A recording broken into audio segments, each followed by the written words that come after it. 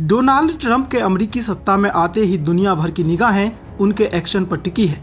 चुनाव जीतने के बाद से लेकर अब तक कई चौंकाने वाले फैसले ले चुके हैं। इसी में से एक फैसला रहा है अमेरिका में कथित रूप से अवैध तरीके से रह रहे लोगों को उनके देश भेजना। अमेरिका से वापस डिपोर्ट किए गए लोगों में भारतीय भी शामिल है। खबर है कि भारत डिपोर्ट किए गए लोगों ने डंकी रूट का इस्तेमाल कर अमेरिका में दाखिल हुए थे। अब अमेरिकी प्रशासन ने सेना की प्लेन से वापस भारत भेज दिया है। ऐसे में आपके मन में सवाल होगा कि आखिर डंकी रूट क्या होता है, किन देशों से गुजरता है ये रूट, आखिर भारत में डंकी रूट की चर्चा अभी क्यों हो रही है।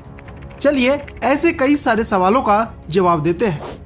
सबसे पहले जान लीजिए कि डंकी रूट वास्तविक रूट नहीं है, ये एक काल्पनिक है। आसान भाषा में समझे तो अवैध तरीके से दूसरे देश पहुंच जाना, यानी बिना वीजा पासपोर्ट के।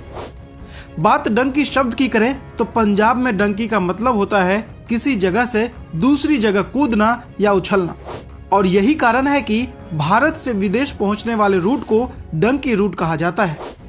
इस रास्ते से लोग मुख्य रूप से अमेरिका, कनाडा और ब्रिटेन जैसे देशों में अवैध रूप से प्रवेश करते हैं। पहले यह रूट मुख्य रूप से अपराधियों के लिए था, लेकिन अब विदेश जाने के सपने को पूरा करने के लिए हजारों लोग इसका इस्तेमाल कर रहे हैं। डंकी रूट के माध्यम से लोग ब्रिटेन, अमेरिका, कनाडा जैसे यूरोपीय देशों में पहुंचते हैं। डंकी रूट में कई बार मंजिल तक पहुंचने में महीनों लग जाते हैं। इसके लिए अवैध तरीके से ट्रक, विमान या नाव, पैदल चलकर या जंगलों के रास्ते एक देश से दूसरे देश जाते हैं। डंकी रूट बिल्कुल भी सुरक्षित नहीं है। इस रूट को अपनाने वाले लोगों को हर कदम पर जान का खतरा रहता है। कई बार यह लोग सीमा पार करते वक्त सख्त सुरक्षा बलों द्वारा गोली का शिकार हो जाते हैं। इस रूट से दूसरे देश जाने में कई महीनों का समय भी लगता है, जिसके कारण कई बार भयंकर ठंड, भूख और कमजोरी के कारण भी कई लोग अपनी जान गंवा देते हैं।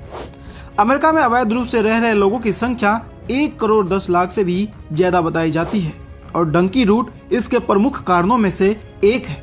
ट्रंप सरकार अब इस समस्या से निपटने के लिए सख्त कदम उठा रही है, जिसके तहत अवैध रूप से रह रहे लोगों को वापस उनके देश भेजा जा रहा है।